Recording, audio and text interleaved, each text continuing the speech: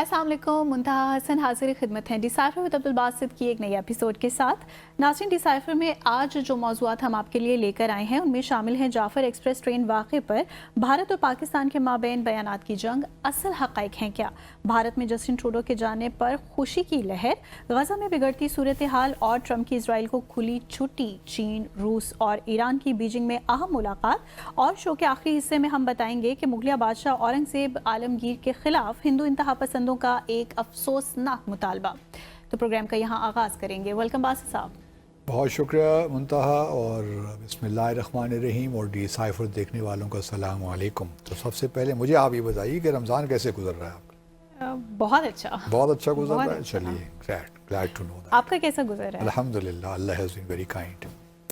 चलें बासित साहब, हमने गुज़िश्ता रोज़ भी अपने प्रोग्राम में डिस्कस किया ये जो अफसोसनाक वाक़या पेश आया था जाफ़र एक्सप्रेस का। भारत ने जो पाकिस्तान का मौक़िफ़ था उसको रद्द कर दिया है। भारत ने अपने रद्द-ए-अमल में जो बातें कहीं, बताइएगा, इस पर रोशनी डालिएगा कि क्या वो सब बातें अब हकीकत पर मबनी हैं? जहाँ तक भारत ने रद्द कर दी हमारी स्टेटमेंट, जो हमने कहा कि जी भारत इन्वॉल्व है पाकिस्तान में दहशतगर्दी के वाक़यात में, तो भारत से हम ये तवक्को तो नहीं रख सकते कि वो उसको तस्लीम करेगा। बिल्कुल। तो उसने तो रद्द ही करना था। लेकिन दुख इस, और एक किसी हद तक भारत का ये उनकी ये बात दुरुस्त है कि रादर दिन, एक तो कहते हैं ना पाकिस्तान हमको ब्लेम करता है, एक्यूज़ करता है कि हमारी इन्वॉल्वमेंट है, लेकिन साथ वो ये भी कहते हैं कि पाकिस्तान को बाहर दुनिया को ब्लेम करने की बजाय अपने अंदर झांकना चाहिए, अंदर देखना चाहिए। अंदर प्रॉब्लम्स हैं आपके डोमेस्टिक इश्यूज़ हैं जिसकी वजह से दहशतगर्दी होती है। सही। रादर दिन कि आप अपने हमसायों को ऑल द टाइम एक्यूज़ करें, आपके लिए बेहतर ये है कि आप जो आपके अंदर मसाइल हैं या जो खलजान किसी कैफियत है उसको आप दूर करें। इस बात में तो मैं इत्तेफाक करता हूँ भारत की, और हमने गुज़श्ता रोज़ भी यही कहा था कि ये इसके दो डायमेंशंस हैं, इंटरनल और एक्सटर्नल दोनों हैं। अब अगर भारत ये कहता है कि आप इनवर्ड ज़रा देखिए तो ठीक है, हमें इनवर्ड देखना चाहिए। जो हमारे चैलेंजेस हैं उनको हमें हल करना है, सियासी तौर पे भी हल करना है, मुआशी इक़्तिसादी एतबार से भी हल करना है। वो बातें भारत की एक जो आधा सच जिसे हम कहते हैं उस वक्त तो ठीक है, लेकिन भारत अपने आप को ये नहीं कह सकता कि हमारी इन्वॉल्वमेंट नहीं है। क्योंकि शवाहिद खुद बोल रहे हैं, हक़ाइक़ खुद बोल रहे हैं। हमारा नैरेटिव अगर कमज़ोर है, अगर हम दुनिया को कन्विंस नहीं कर पा रहे, तो इसका हरगिज़ ये मतलब नहीं है कि भारत का नैरेटिव ठीक है। क्योंकि अगर हमारा नैरेटिव नहीं बिक रहा तो उसमें कुछ और वेरिएबल्स भी शामिल हैं, जिसमें ऑब्वियसली भारत एक राइजिंग इकनॉमिक पावर है, दुनिया के इंटरेस्ट भारत से मुंसलिक हो गए हैं, इन्वेस्टमेंट के इश्यूज़ हैं, ट्रेड के इश्यूज़ हैं, जिसकी वजह से दुनिया नहीं चाहती कि भारत को अननेसेसरीली नाराज़ करें। फिर चीन का मामला है, वो एक ग्लोबल राइजिंग एक सुपर पावर बनने जा रहा है। भारत और अमेरिका के दरमियान एक स्ट्रेटेजिक ताल्लुकात बनने जा रहा है। अभी हाल ही में ईयू का एक बहुत बड़ा डेलीगेशन गया हुआ था भारत, वो वहाँ पे फ्री ट्रेड एग्रीमेंट की बातें कर रहे हैं। तो अगर भारत पाकिस्तान को सपोर्ट नहीं मिल रही अपने जो हमारा मौक़िफ़ है उस पर, तो उसमें वो हमारी शायद नाकामी है किसी हद तक। लेकिन इसका हरगिज़ ये मतलब नहीं है कि जो भारत कह रहा है वो ठीक भी कह रहा है। क्योंकि जो हक़ाइक़ ज़मीन पे हैं वो तो कुछ और ही दिखाई देते हैं ना। सही। इसीलिए मैं अक्सर अब पिछले कई दिनों से मैं कह भी रहा हूँ कि कुलभूषण जादेव को, कमांडर कुलभूषण जादेव, जिसको हमने 2-3 मार्च 2016 में अरेस्ट किया था, और उसको अब हाई टाइम कि हम उसकी जो मर्सी पटिशन है आर्मी चीफ को, उसको रद्द किया जाए, उसको मुस्तरद किया जाए। फिर ठीक है, उसके पास एक और लीगल ऑप्शन मौजूद है कि वो अपनी मर्सी पटिशन सदर पाकिस्तान को दे, उसको भी मुस्तरद होना चाहिए, और फौरी तौर पे कुलभूषण जादेव को तो फांसी पे लटका देना चाहिए मेरे ख्याल में। वो ठीक है, कुछ लोग कहेंगे कि जी ICJ का उन्होंने कोई रिकमेंडेशन दी थी कि इसको रिव्यू करें, पूरे ट्रायल को इफ़ेक्टिव और चलाएं, वो भी हमारी बेवकूफ़ाना रिकमेंडेशन थी। जिन साहब ने भी उस ज़माने में हमें ICJ में हमारा केस लड़ा, बहुत ही बुरी तरह लड़ा, तो वो पहले तो जाना ही नहीं चाहिए था हमें ICJ, क्योंकि हमने 27 मार्च 2017 ही को हमने जो हमारा रोम स्टैच्यूट था, हमने उसमें अपनी तब्दीलियां कर दी थी कि जो सिक्योरिटी के मामलात हैं उसमें हम ICJ की जुरिस्डिक्शन को نہیں مانیں گے. پھر 10 اپریل کو ہمارے اپنے کورٹ نے فیصلہ کر دیا تھا. اور پھر آپ دیکھیے 2017 میں یہ جولائی کے مہینے میں یہ بھارت لے کر گیا اس کو, مئی کے مہینے میں بھارت لے کر جاتا ہے ICJ. تو ہم نے مارچ میں جو تبدیلیاں کی تھی تو اس کو ہی سامنے رکھتے ہوئے ہمارے پاس آپشن موجود تھا کہ ہم ICJ کی جو ریزولوشن معاملات میں نہیں ایکسیپٹ کرتے, لیکن ہم نے وہ بھی جلدی میں فیصلے کیے 2017 میں. اور پھر 2019 جولائی میں فیصلہ بھی آ گیا ICJ کا. لیکن ہمیں ساتھ ساتھ یہ پروسیس تو چلاتے رہنا چاہیے نا, جو لیگل پروسیس دوسرا جو ہمارا ہے مرسی پٹیشن والا, تاکہ دنیا کو بتا تو سکیں نا. ہم چونکہ وہی ہے معاملات کے آدھا قدم آگے چلتے ہیں پھر پیچھے بیٹھ جاتے ہیں, پھر ہمیں خیال آتا ہے, پھر ایک بہت بڑا واقعہ ہوتا ہے جس نے APS کا ہوا تھا 2014 میں. اسی قسم کے واقعات ہونا شروع ہو جاتے ہیں تو پھر ہمیں خیال آتا ہے کہ یار کچھ ہمیں کرنا چاہیے. ابھی بھی دیکھیں نا, کل بھی یونائٹڈ نیشن سیکیورٹی کونسل کی میٹنگ ہوئی, وہاں کچھ ممالک نے کنڈیم کیا ٹیررزم ایکٹ کو, لیکن اس کا ہرگز یہ مطلب نہیں ہے کہ بھارت کو انہوں نے پاکستان کو سپورٹ کیا یا بھارت کو کرٹیسائز کیا کوئی, یا بھارت کا پاکستان کا جو نیریٹو ہے اس کو انہوں نے تسلیم کیا. گو کہ ہم کل باتیں کر رہے تھے کہ ہم بھارت کو ایکسپوز کریں گے. اب یہ بھی دیکھیے کچھ عرصے کے بعد یہ ختم ہو جائے گا معاملہ. تو جہاں تک ہے وہ کس طرح سے, وہ اس طرح سے کہ ہمارے میں وہ ہے نہیں نا, ہمارے میں ایک انسٹیٹیوشن کیپیسٹی نہیں ہے کہ ہم چیزوں کو مستقل طور پہ آگے لے کر جا سکیں. APS کا بھی دیکھیے واقعہ ہوا تھا نا, کتنے لوگ شہید ہو گئے تھے بچے ہمارے اس میں, لیکن اس کے بعد نیشنل ایکشن پلان بھی آیا, اس پہ کوئی عمل درآمد نہیں ہوا. تو ابھی بھی یہی ہوگا, کچھ لوگ کہہ رہے ہیں کہ نیا ایکشن پلان لے آئیے, وہ نیا ایکشن پلان بھی آ جائے گا.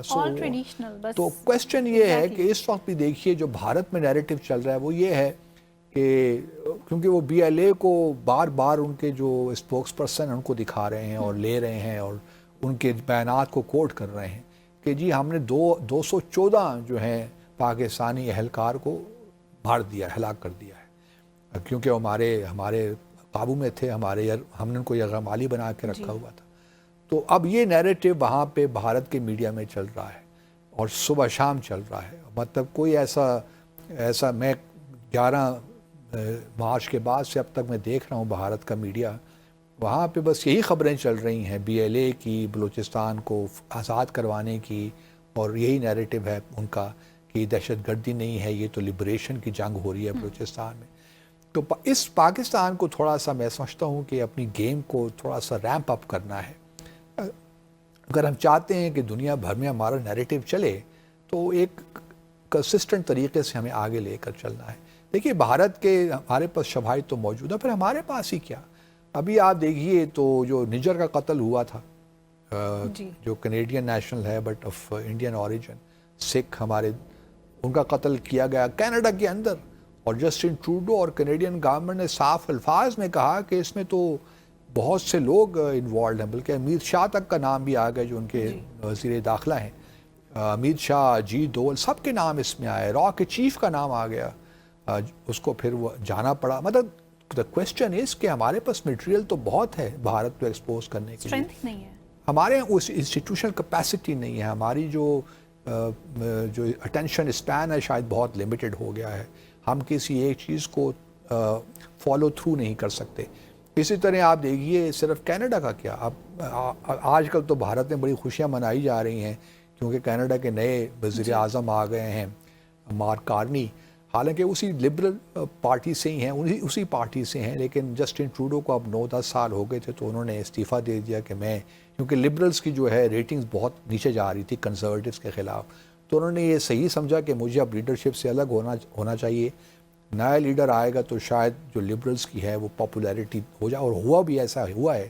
اب مارک کارنی جو ہیں ان کو الیکشنز کروانے ہیں 20 اکتوبر سے پہلے, لیکن لوگوں کا خیال یہ ہے کہ الیکشنز اگلے کچھ ماہ میں ہو جائیں گے, اکتوبر سے پہلے ہی ہو جائیں گے, تاکہ اس وقت لبرلز نیک ٹو نیک ہیں کنزرویٹوز کے ساتھ. تو بھارت میں بڑی خوشیاں منائی جا رہی ہیں کہ جسٹن ٹروڈو نے جو الزامات لگائے تھے بقول ان کے بھارت کے خلاف, تو ان کو جانا پڑا. پرسنل الزامات تو تھے نہیں نا, پرسنل تو نہیں تھے, اب لوگ انٹیلیجنس شیئرنگ کا پورا فینومینا ایکسپلین کیا تھا, اور اب یہ لوگ کہہ رہے ہیں کہ شاید نئی حکومت آئے گی تو وہ ڈراپ کر دیں گے جو بھارت کے خلاف ایلیگیشنز لگے ہوئے تھے. حالانکہ ایسا ہونا نہیں ہے. پہلے تو یہ ہے کہ جسٹن ٹروڈو کے جس طرح آپ نے کہا کوئی جسٹن ٹروڈو کا پرسنل تو معاملہ تھا نہیں. یہ تو ایک گورنمنٹ کی طرف سے تھا. انٹیلیجنس ایجنسیز نے پورا ایک کیس بنایا. تو وہ کوئی بھی وزیر اعظم ہو, چاہے وہ مارک کارنی ہو یا ایون کنزرویٹیوز بھی آ جائیں, تو اپنے جو موقف ہے کینیڈا کا اس سے تو پیچھے نہیں ہٹیں گے. نیوانسز کا فرق ہو سکتا ہے کہ آپ کتنی شدت کے ساتھ کسی چیز کو پرسو کرتے ہیں, وہ میں مانتا ہوں. لیکن جہاں تک ایلیگیشنز کی بات ہے وہ تو بالکل دنیا پہ عیاں ہیں.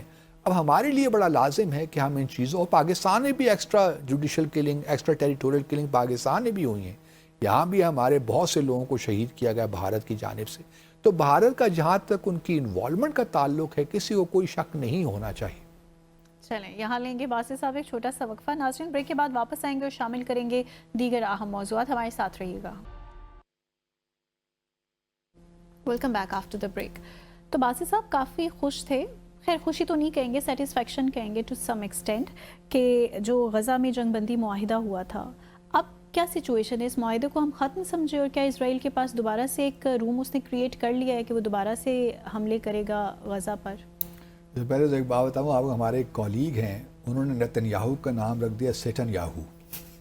And that's really suits him. اور وہ ان کو سیٹن یاہو کہہ کے ہی مخاطب کرتے ہیں. تو سیٹن یاہو صاحب کا جہاں تک تعلق ہے, پہلے تو ان کو ایک کامیابی ہوئی امریکہ کے حوالے سے, وہ یہ کہ جو ایڈم بولر نہیں تھے, جو کہ ابھی ان کو ان کی نامینیشن اپوائنٹ تو نہیں ہوئے لیکن بہرحال وہ پروپوزڈ ہیں فار ہاسٹیج افیئرز. وہ ایڈم بولر جو ہیں ان کی حماس, ہم نے ڈسکس بھی کیا تھا ڈیسائفر میں, ان کی حماس سے ملاقات بھی ہوئی.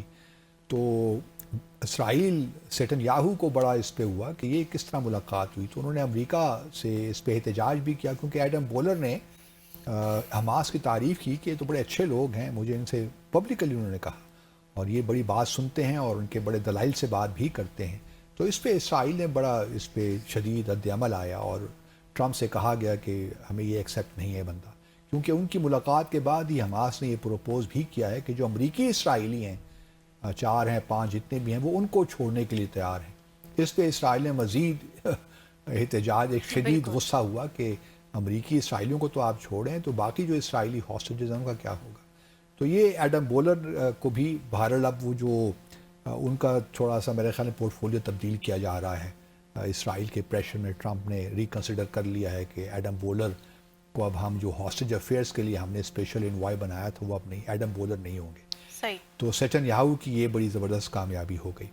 دوسری جانب آپ نے کہا کہ سیز فائر, تو دیکھیے سچی بات ہے 19 جنوری کے بعد سے لے کر اب تک اگر آپ مجھ سے پوچھئے تو اس دوران بھی 100 سے زیادہ فلسطینی شہید ہو چکے ہیں. اسرائیل اسٹرائکس کر ہی رہا ہے. تو سیز فائر صحیح معنوں میں سیز فائر نہیں ہوئی. بالکل. اسرائیل, اور اب تو چونکہ اسٹیو وٹکاف نے بھی اسرائیل کی جو پروپوزل تھی اس کو تسلیم کر لیا ہے کہ یہ جو سیز فائر ہے پہلے فیز ہی کو 7 ہفتوں کے لیے ایکسٹینڈ کیا جائے, تاکہ جو مزید یرغمالی ہیں اور پرزنرز ہیں ان کو ہم ایکسچینج کریں. جس کا مطلب بڑا واضح طور پہ ہو گیا کہ سیٹن یاہو جو ہے یا اسرائیل جو ہے وہ اب سیکنڈ فیز میں جانے کے لیے تیار نہیں ہے. وہ نہ غزہ سے وڈرا کرنا چاہتا ہے اور نہ ہی جو ہے وہ پرماننٹ سیز فائر کی طرف جانا چاہتا ہے. دوسری طرف ہم جانتے ہیں کہ ایک مختصر سی فارن منسٹرز کی ملاقات ہوئی, جارڈن, ایجپٹ, سعودی عربیہ اور میرے خیال میں UAE. تو انہوں نے دوبارہ اپنا پلان ڈسکس کیا ہے. تو یہ بھی ایک امپورٹنٹ ڈیولپمنٹ ہے. لیکن یہ ہے کہ سیز فائر میں دیکھ نہیں رہا, ابھی حماس سے پریشر بلڈ ہوتا رہے گا. اب حماس کس حد تک پریشر لے سکتا ہے, عرب دنیا کس حد تک فلسطین کے پیچھے, حماس کے پیچھے کھڑے ہوتے ہیں, یہ ایک بڑا کویسچن ہے. لیکن یہ ہے کہ اسرائیل کی تو پالیسی بڑی کلیئر ہے, اور ٹرمپ نے تو بلکہ اسرائیل کو یہاں تک بھی کہہ دیا ہے کہ آپ نے جو کچھ کرنا ہے آپ کیجئے. مطلب کارٹ بلانش دے دیا ان کو کہ آپ نے جو کچھ کرنا ہے آپ کیجئے, ہم آنکھیں بند کر کے اس طرف دیکھتے رہیں گے. تو حالات کو اچھے نہیں ہیں. فلسطینیوں پہ دیکھیے سب بلاکیڈ ہے, فوڈ, ہیومینیٹیرین کرائسس وہاں پہ, بجلی بند کر دی ہے, جو ڈی سیلینیشن پلانٹ تھا وہ بھی تقریباً اب نہ چلنے کے برابر ہے, پانی نہیں مل رہا. تو آپ اندازہ کر سکتی ہیں کہ اس وقت فلسطینی جو ہیں غزہ میں کس قدر قربانیاں دے رہے ہیں اپنی آزادی کے لیے. بالکل بالکل. تو باسط صاحب دوسری جانب ہم نے دیکھا بیجنگ میں بھی بڑی اہم ملاقات ہوئی ہے, اس کے بارے میں بھی ہمارے ناظرین کو بتائیے گا. دیکھیے یہ ملاقات بڑی انٹرسٹنگ ہے کیونکہ اس سے پہلے آپ کو یاد ہوگا کہ پریزیڈنٹ ٹرمپ نے ایک خط لکھا ایران کے جو سپریم لیڈر ہیں کہ آئیے جی نیوکلیئر ٹاکس دوبارہ شروع کرتے ہیں. بڑا زبردست آگے سے انہوں نے بھی انہوں نے جواب دیا کہ آپ جائیں جی اپنا کام کریں, آپ جیسے لوگوں سے ہم نہیں کرتے مذاکرات. مین وائل ایران اور چین کا بھی دیکھیے تھوڑا سا چین اپنے آپ کو لیفٹ آؤٹ بھی محسوس کر رہا تھا. ایک طرف یوکرین کی باتیں ہو رہی ہیں, چین ہمیں کہیں نظر نہیں آتا. غزہ کی باتیں ہو رہی ہیں, چین ہمیں کہیں نظر نہیں آ رہا. تو چین نے ایک اچھا انیشیٹو لیا کہ انہوں نے ڈپٹی فارن منسٹرز کے روس اور ایران کو بلا کر گزشتہ روز 14 مارچ کو یہ میٹنگ کر دی. اور یہ اس کا جو فوکس تھا وہ جو ایران کا نیوکلیئر پروگرام ہے اس کو تھا. بہت سی اطلاعات آ رہی ہیں, کچھ متضاد اطلاعات بھی ہیں کہ اس وقت ایران کے پاس جو کیپیسٹی ہے وہ 60% ہو چکی ہے یورینیم انرچ کرنے کی. اور اس وقت بھی اگر آپ دیکھیں تو ایران ایک ہفتے میں اتنا یورینیم انرچ کر سکتا ہے کہ اس سے 7 نیوکلیئر بامز بن سکتے ہیں. تو یہ ایک لوگوں کے ایسٹیمیٹس ہیں, ممکن ہے اس میں کوئی سچائی نہ ہو, لیکن یہ ضرور ہے کہ ایران کے پاس یہ کیپیسٹی تو ہے. اب جو خط لکھا ہے اس کی ڈیٹیل سامنے آ رہی ہیں. اس کی ڈیٹیلز یہ ہیں کہ امریکہ یہ نہیں, اس نے میزائل کا بھی ذکر نہیں کیا امریکہ نے اپنے خط میں, پریزیڈنٹ ٹرمپ نے, جو کہ پریزیڈنٹ بائیڈن کا ایک نقطہ نظر تھا, یا پہلے پریزیڈنٹ ٹرمپ کا بھی یہی تھا جب انہوں نے 2018 میں نیوکلیئر ڈیل سے وڈرا کیا تھا JCPOA سے. اس وقت بھی ان کا یہی تھا کہ میزائل بھی اس میں انکلوڈ کیے جائیں اور یہ سن سیٹ کلاز ہے اس کو نکالا جائے کہ 10 سال کے بعد ایران کو یہ پھر انرچمنٹ کی اجازت ہوگی. تو اور دوسرا یہ ہے کہ جو ایران کا انفلوئنس ہے, یہ جو اس کا ویسٹ ایشیا میں, مڈل ایسٹ میں جو بھی عسکری تنظیمیں جن کو وہ فائنانس کرتا ہے وہ ساری ختم کرے. اب اس پریزیڈنٹ ٹرمپ نے اس خط میں ان چیزوں کا ذکر نہیں کیا. اس میں صرف بات یہ کی ہے, اور انٹرسٹنگ بات یہ ہے کہ ایران اپنا پورا نیوکلیئر پروگرام ختم کرے. یعنی یہ ہے کہ جو انریچمنٹ فیسلٹی بھی ہے اس کو بھی ختم کرے, جس طرح لیبیا میں ہوا تھا نا. لیبیا نے معمر قذافی نے سارا پروگرام ختم کر دیا, اس سے پہلے ساؤتھ افریقہ نے سارا اپنا پروگرام ختم کر دیا. تو یہ آرمز کنٹرول کی بجائے ڈس آرممنٹ چاہتے ہیں. آرمز کنٹرول یہ ہے نا کہ آپ کچھ چیزوں میں پابندی لگا دیتے ہیں لیکن آپ کے پاس کیپیسٹی رہتی ہے. ڈس آرممنٹ جو ہے وہ یہ ہے کہ آپ اس چیز کو بالکل ختم کر دیتے ہیں. مثال کے طور پر اس وقت اگر آپ دیکھیں تو بایولوجیکل ویپنز ہیں یا کیمیکل ویپنز ہیں, ان کو بنانے میں مکمل پابندی ہے. کوئی ملک ان کو بنا نہیں سکتا, ان کو استعمال بھی اب نہیں کر سکتا. لیکن جہاں تک نیوکلیئر ویپنز کا تعلق ہے اس میں مکمل پابندی نہیں ہے, کیونکہ 5 نیوکلیئر ویپنز اسٹیٹس جو ہے ریکگنائزڈ ہیں, پھر ڈی فیکٹو پاکستان, انڈیا اور اسرائیل ہے. تو وہ ہمارے, اور پھر نارتھ کوریا بھی ہے فار دیٹ میٹر. تو ایران اب ڈس آرممنٹ کی طرف تو نہیں جائے گا آبویسلی, جو اس کو سیکیورٹی خطرات لاحق ہیں. اسی لیے کچھ عرب ممالک نے, خاص طور پہ قطر نے میرے خیال میں پروپوز کیا ہے کہ جو اسرائیل کا نیوکلیئر پروگرام ہے اس پہ بھی پابندیاں لگائی جائیں, اس کو بھی مکمل طور پہ ختم کیا جائے. کیونکہ اگر اسرائیل کے پاس نیوکلیئر کیپیبلٹی رہتی ہے تو ہم یہ توقع نہیں رکھ سکتے کہ ایران پوری طور پہ اپنا پروگرام گیو اپ کر دے. اسی وجہ سے لیکن ایران کو پھر بھی ہم شاباش دیتے ہیں کہ ان تمام سیکیورٹی خطرات کے باوجود بھی انہوں نے ابھی تک یہی کہا ہے کہ ان کا جو نیوکلیئر پروگرام وہ پیسفل پرپزز کے لیے ہے. اور اس ضمن میں جو کل میٹنگ ہوئی ہے انہوں نے ایک جوائنٹ اسٹیٹمنٹ بھی ایشو کی ہے. انہوں نے جو UN سیکیورٹی کونسل کی ریزولوشن تھی 20 جولائی 2015 کی, جس کے بعد ایران کی نیوکلیئر ڈیل آفیشیل ریکگنائزڈ ہو گئی تھی, 2231 ریزولوشن کا نمبر ہے. اس اسٹیٹمنٹ میں انہوں نے یہی کہا ہے کہ ہم اسی ریزولوشن, اسی مطلب جو اگلی ہماری ٹاکس اگر ہونی بھی ہیں تو اس کا بیسس وہی نیوکلیئر ڈیل ہوگی, ان دا سینس کہ ایران آرمز کنٹرول کی طرف جائیں گے, ڈس آرممنٹ کی طرف ہم نہیں جائیں گے. دوسری یہ بات انہوں نے کی ہے کہ جو یونیلیٹرل سینکشنز لگا رکھی ہیں یہ بھی ختم ہونی چاہیے. اور یہ دھمکیاں آپ دیتے ہیں کہ اگر ایران نے ہماری بات نہ مانی تو پھر اس کا مطلب یہ ہے کہ اسرائیل کو ہم, مطلب ان الفاظ میں تو نہیں کہا لیکن امریکہ اسرائیل کو پھر اجازت دے دے گا کہ آپ اٹیک کیجئے, ہم آپ کے پیچھے کھڑے ہوں گے اسرائیل کی, ایران کی نیوکلیئر فیسلٹی کے خلاف. تو معاملات گھمبیر ہو بھی سکتے ہیں, کیونکہ اسرائیل کو اس وقت یہ زوم ہے کہ انہوں نے پچھلے 17-18 مہینوں میں ایران کو کافی ڈیمیج کیا ہوا ہے. اس کی جو کیپیسٹی تھی ڈیفنس کی اس کو کافی ڈیمیج کیا ہے. تو اگر US کی سپورٹ اس کو حاصل ہو تو وہ ایران کی نیوکلیئر فیسلٹیز کو ٹارگٹ بھی کر سکتے ہیں. صحیح. تو یہ ایک بڑا امپورٹنٹ، کیونکہ ایک تو ان کی فوردوں میں ہے اور نتانز میں جو نیوکلیر فیسلٹیز ہیں وہ امپورٹنٹ ہیں اور وہ کافی انڈر گراؤنڈ ہیں، بہت ڈیپ ہیں. اب مجھے نہیں معلوم کہ اتنی کیپیسٹی کسی کے پاس ہے کہ اتنی ڈیپتھ میں جا کر وہ نیوکلیر فیسلٹیز کو وہ ڈسٹرائے کر سکیں، لیکن بہرحال خطرہ موجود ہے ایران کو. اب ایران کو یہ سپورٹ حاصل ہو گئی ہے روس اور چین کی، یہ ایران کا بھی ایک بڑا امپورٹنٹ ڈپلومیٹک میرے خیال میں ان کی بھی سکسس ہے کہ چین اور ایران، روس ان کے پیچھے کھڑے ہو گئے ہیں. اب ٹرمپ کے لیے مشکلات تو ہو گئی ہیں کہ وہ اسرائیل کو گو ایہڈ دیتے ہیں نہیں دیتے، لیکن ابھی وہاں وہ وقت آئے نہیں. لیکن انٹرسٹنگ ڈیولپمنٹس ہیں جو ہمارے ریجن میں بھی. Definitely. Let's take a short commercial break here. Welcome back. سو باسط صاحب، ہم نے دیکھا کہ بھارت میں اس وقت ایک کیمپین ہے، بڑا زور پکڑ رہی ہے. آئی ڈونٹ نو اب اس کا فیوچر کیا ہونے جا رہا ہے، لیکن یہ جو کیمپین شروع ہو چکی ہے اورنگزیب عالمگیر کے خلاف، مجھے بتائیے گا کہ بہت انٹرسٹڈ ہوں میں یہ جاننے میں کہ کیا اس کو حکومت وقت کی بھی سرپرستی حاصل ہے؟ ڈیفینیٹلی حاصل ہے. دیکھیے وہ تو اس سے ظاہر ہے نا کہ 2015 میں، کیونکہ اورنگزیب عالمگیر کو اس طرح پیش کیا جاتا ہے بھارت میں اس زمانے میں وہاں تھا، اس زمانے یہ باتیں شروع ہو گئی تھیں کہ اورنگزیب عالمگیر بہت سفاک قسم کا مغلیہ حکمران تھا اور بے شمار ہزاروں کے حساب سے اس نے مندر گرائے ہندوؤں کے، قتل و غارت کی، اور یہاں تک کہ اپنے تینوں بھائیوں کو، دارا شکو کو، شاہ شجاع کو اور مراد کو بھی قتل کر دیا، اور اپنے والد محترم شاہ جہاں کو پابند سلاسل کر دیا، قید میں ڈال دیا. تو اس سے زیادہ سفاک مغلیہ اگر خاندان میں کوئی سفاک ترین بادشاہ تھا تو وہ اورنگزیب عالمگیر تھا. ہمارے ہاں ذرا نیریٹو ڈفرنٹ ہے کہ ہم کہتے ہیں کہ جو پائس تھا، بلکہ وہ تو تنخواہ بھی نہیں لیتا تھا، وہ تو اپنا سی کر کچھ اپنے حساب کتاب کر کے پیسے اپنا روزگار اپنے لیے مہیا کرتا تھا. اور تو مختلف نیریٹیوز چلتے ہیں.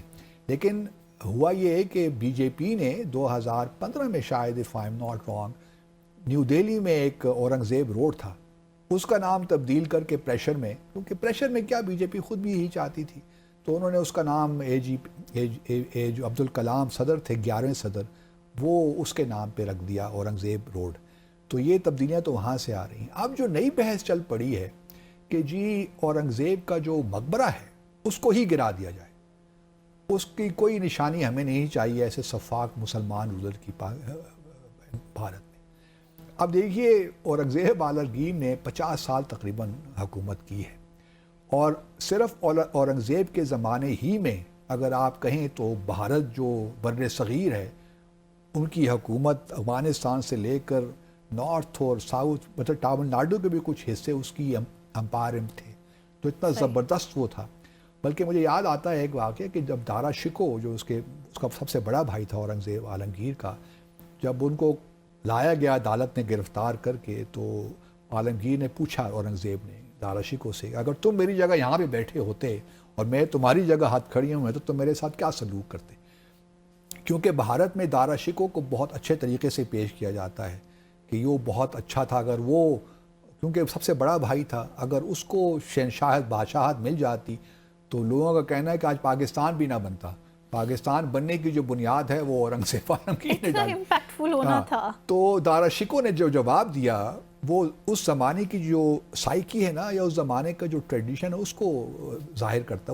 اس نے کہا اپنے چھوٹے بھائی سے کہ اگر میں تمہاری جگہ ہوتا اور تم میری جگہ ہوتے تو میں تمہاری باڈی کے 4 حصے کر دہلی کے چاروں طرف اس کو لٹکا دیتا تاکہ لوگ نصیحت پکڑتے. تو وہ رویہ وہی تھے. اسی طریقے سے سکسیشن ہوتی تھی، فتوحات ہوتی تھیں، ایک بھائی دوسرے بھائی کو مارا، بلکہ شاہ جہاں نے بھی اپنے بھائی کو قتل کیا اور اس کے بیٹے کو بھی قتل کیا. اس طرح اورنگزیب عالمگیر نے بھی کیا. اس طرح یہی زمانہ تھا. ہم اگر آج کے دور میں رہ کر اس چیزوں کو دیکھیں گے تو پھر آبویسلی ہم یہ سب سے بڑی غلطی تو یہی کرتے ہیں نا کہ اپنے دور کی ڈیموکریسی کو، لبرل آرڈر کو دیکھ کر ہم اس دور کی طرف دیکھتے ہیں تو کہتے ہیں کہ وہ کیا، وہ اس زمانے میں ٹھیک تھے. اور یہ بھی یاد رہے کہ بہت سے ویسٹرن اسکالرز نے اورنگزیب عالمگیر بڑی ریسرچ کی ہے، اور ان کی ریسرچ کے مطابق بھی اورنگزیب عالمگیر نے یقیناً کچھ مندر گرائے ہیں، اس میں کوئی شک، لیکن بہت سے مندر تعمیر بھی کروائے ہیں. بلکہ جے سنگھ جو اس کے آرمی کا جرنیل تھا، اور جو کیونکہ مسئلہ یہ ہے نا کہ اورنگزیب عالمگیر نے جو شیوا جی جو امپائر تھی مرٹھوں کی اس کا جو گھر ہے وہ ہے مہاراشٹر میں. تو ان کے جو پہلے رولر تھے شیوا جی, ان کو شکست بھی دی. ابھی یہ چھاوا مووی ایک آئی ہے, اگر آپ, ہم نے تو دیکھی نہیں لیکن ٹریلر میں ان کے دیکھ رہا ہوں, بھارت میں اس کو بڑے زور و شور سے پیش کیا جا رہا ہے کہ جو شیوا جی کا جو بیٹے تھے سمبھا جی, ان پہ بنی ہے کہ اس نے کس طرح پھر عالمگیر کو شکست دی. اب دیکھیے جو یہ تو چیزیں چلیے نیریٹو بنتے رہتے ہیں, لیکن اس وقت اورنگزیب عالمگیر نے 50 سال حکومت کی ہے جی. 88 سال کی عمر میں ان کا انتقال ہوا. اب ان کی جو جب وہ ان کا انتقال ہوا تو وصیت ان کی تھی کہ میرے لیے کوئی مقبرہ وغیرہ نہ بنائیں, مجھے اوپن ایئر میں ایک سمپل قبر میں دفنا دیں. لیکن سید زین الدین ایک صوفی سینٹ گزرے ہیں جن کے وہ بڑے معتقد تھے, مجھے ان کے جو ہے ساتھ دفن کریں. اور اپنی ان کی ایک بیگم بھی تھی جن کو ہم آج کل بی بی کا مقبرہ کہتے ہیں, ان کی بیوی تھی, تو ان کے ساتھ دفن کیا جائے. تو ان کو جو دفنایا گیا سید زین الدین جو صوفی سینٹ تھے ان کے ساتھ ہی دفنایا گیا. پھر جو مقبرہ ان کا چھوٹا موٹا جو بنا, یہ بنا لارڈ کرزن کے زمانے میں. لارڈ کرزن نے دیکھا کہ ایک بہت مغلیہ بادشاہ, بڑی کنٹریبیوشن, تو انہوں نے نظام حیدرآباد سے ریکویسٹ کی کہ آپ تھوڑا سا اس قبر کو مقبرے کی صورت میں تبدیل کر دیں. تو انہوں نے پھر ماربل شربل لگا کر اس کو ایک چھوٹا سا مقبرہ بنا دیا. اب اس مقبرہ بنانے کے بعد جو ہے یہ سب سے پہلے جو ریکویسٹ آئی نا, کیونکہ بھارت کی حکومت کا اس کے پیچھے ہاتھ ہے بی جے پی کا, مہاراشٹرا جو لیجسلیٹو اسمبلی ہے ان کی ایک ممبر ہیں نونیت رانا, انہوں نے شوشہ چھوڑا 4 مارچ کو کہ اور یہ بھی بات یاد رہے کہ اورنگ آباد, جیسے اورنگزیب صاحب نے بھی تو زیادتی کی نا, ایک تو مراٹھوں کو شکست دی ان کے خلاف, اور پھر اپنے آپ کو دفنایا بھی تو مہاراشٹر میں دفنایا اور وہاں پہ انہوں نے ایک شہر آباد کیا اورنگ آباد, جس کا نام اب تبدیل کر دیا گیا ہے, اس کو بھی شاید سمبھاجی نام سمبھاجی نام ہے, سمبھاجی نام رکھ دیا ہے اورنگ آباد کا. اورنگ آباد سے دور ایک 25 کلومیٹر کی دور ایک جگہ خلد آباد, تو وہاں پہ اس وقت دفن ہے. تو اب یہ جو ہے نا نونیت رانا جو بی جے پی کی مہاراشٹر کی ممبر ہیں, انہوں نے یہ 4 مارچ کو شوشہ چھوڑا کہ اس کو ختم کر دیا جائے. اس کے بعد مسلمانوں کو بڑا طیش آیا کہ تو ابو اعظمی, وہ بھی مہاراشٹر کی جو لیجسلیٹو اسمبلی ہے اس کے ممبر ہیں, انہوں نے کہا نہیں جی, اورنگزیب عالمگیر تو بڑا زبردست ایڈمنسٹریٹر تھا. اس پہ اور رد عمل آیا اور ان کی جو ممبرشپ تھی ابو اعظمی کی, وہی انہوں نے سسپینڈ کر دی. تو معاملات یہاں تک ہیں. پھر جو ہیں مہاراشٹر کے جو چیف منسٹر ہیں دیویندر فڈنویس, انہوں نے بھی سپورٹ کر دیا دبے الفاظ میں جو نونیت رانا نے جو کہا کہ ڈیمالش کر دی جائے, جو مقبرہ ہے ڈیمالش کر دیا جائے اورنگزیب, کیونکہ ہماری جو اچھی یادیں تاریخ سے کے حوالے سے وابستہ نہیں ہیں اورنگزیب عالمگیر. تو اب یہ ایک کیمپین باقاعدہ چل چکی ہے. حالانکہ تو اورنگزیب عالمگیر کا تو بڑا کنٹریبیوشن ہے, اگر آپ دیکھیے بر صغیر میں بہت سے ٹیمپلز آپ کو ایسے مل جائیں گے جو اورنگزیب عالمگیر نے بنائے ہیں. اور جو اکھنڈ بھارت کا کہتا رہتا ہے, وہ تو اس کی بنیاد تو لگتا ہے کہ اورنگزیب عالمگیر نے ہی ڈالی ہے. تو میں یہ سمجھتا ہوں کہ جو ہے یہ جو سارا اس وقت معاملہ اورنگزیب عالمگیر کے خلاف چلا ہوا ہے, وہ اس کی کوئی بنیاد نہیں ہے. یہ ساری الیکٹرل پالیٹکس ہے, میجورٹیرین رول کی پالیٹکس ہے. یہ ہندو مسلمانوں کو ڈیوائیڈ کرنے کی ایک طریقہ ہے جس سے ووٹ ملتا ہے, اور یہ بھارت کے لیے اچھا نہیں ہے. بھارت کو مستقبل میں اگر دیکھیں تو یہ باؤنس ایک لحاظ سے بیک فائر بھی کر سکتا ہے, اور ہو بھی رہا ہے, کیونکہ اس وقت مسلمان جو ہے بھارت کا وہ کافی پریشان ہے, جس طرح ہم نے گزشتہ روز بھی ڈسکس کر دیا. اب اس قسم کے تاریخی حوالے آپ نکال کر لاتے ہیں تو اس سے تو ایک جو ایٹماسفیئر ہے بھارت کا, پولیٹیکل ایٹماسفیئر, اور جو ایک ہارمنی ہونی چاہیے مختلف مذاہب کے درمیان, وہ تو ہمیں نظر ہی نہیں آتی. بلکہ اور غم و غصہ زیادہ بڑھ رہا ہے. جہاں مساجد کو آپ گرانے کی باتیں کر رہے تھے 1992 میں آپ نے ایودھیا گرائی, اب یہ مقبروں تک آپ پہنچ گئے ہیں. تو میں تو یہی کہتا ہوں اگر مقبرے گرانے بھی ہیں تو پہلے تاج محل سے شروع کریں, کیونکہ تاج محل کا گرائیے, کیونکہ وہاں بھی شاہ جہاں دفن ہے, ممتاز محل دفن ہے, ہمایوں کا جو ہے مقبرہ دہلی میں داراشکو وہاں پہ دفن ہے بائی دا وے. اور اورنگزیب کوئی باہر سے نہیں آئے ہوئے تھے, اورنگزیب عالمگیر گجرات میں پیدا ہوئے تھے, تو جہاں وہ پیدا ہوئے تھے تو پہلے گجرات اس جگہ کو بھی گرائیے، تو تمام جو ہے نقوش جتنے بھی ہیں مغلیہ دور پہ سب گرا دیجئے، شالیمار گارڈن ہے، جو کچھ بھی بھارت، ریڈ فورٹ ہے، سارا بھارت جو مغلیہ دور میں بھارت کو دیا وہ تو تصور ہی نہیں کر سکتے کہ کتنا کچھ دے کر چلے گئے ہیں تو پھر بھارت، سب کچھ ہی گرا سب کچھ ہی گرا دیں جی، بھارت کو پاکستان کا حصہ ہی بنا دیں۔ بہت زبردست سجیشن دے دیا آپ نے باسط صاحب۔ اسی کے ساتھ ہی آج کے پروگرام کا وقت یہاں اختتام پذیر ہوا چاہتا ہے۔ آپ سے ملاقات ہوگی انشاءاللہ اب next week. Till then take care, be happy, اللہ حافظ۔